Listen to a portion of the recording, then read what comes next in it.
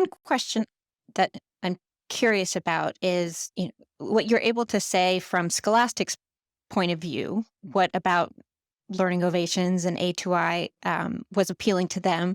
And I'm interested in this in part because I think it may speak to a broader trend we've seen, which is that many, if not most, of the IES-funded, Department of Ed funded educational innovations like A2I that have had some success in scaling have been assessment products.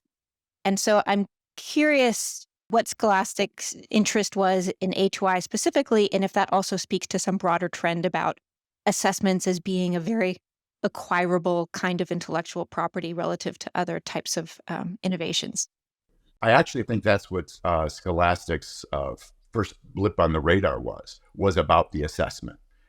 Because we were connected by, as I said, Jessica Woolman, Senior Vice President of Curriculum, that they were trying to develop an assessment themselves at that point in time. So I think they were very interested in the assessment aspects of A to I.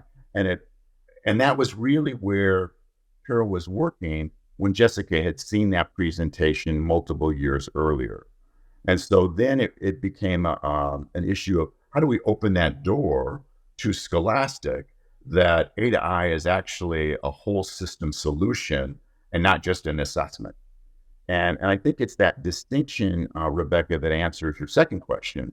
And that is the fact that I think the reason why assessments are the predominant, success story for the Department of Education is because they really are a standalone box that every district is required and mandated to purchase, to have.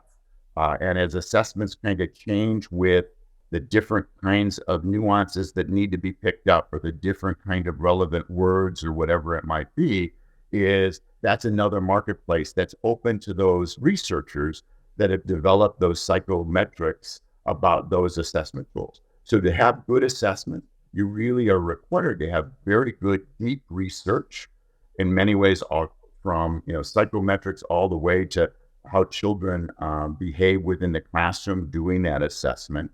But it's a standalone. It's kind of like a box. Like in the old days, curriculum was kind of just a standalone. And then you did other pieces of it. What A to I represents is a solution. Is how do we bring all of those things together in a systemic way, like the National Reading Panel asked for, that we now know gets to these results. And so I think over the course of the conversations with Scholastic, we moved from them looking at us as an assessment tool with some other stuff to, oh my gosh, this is actually a way to reposition Scholastic in terms of being able to deliver reading outcomes.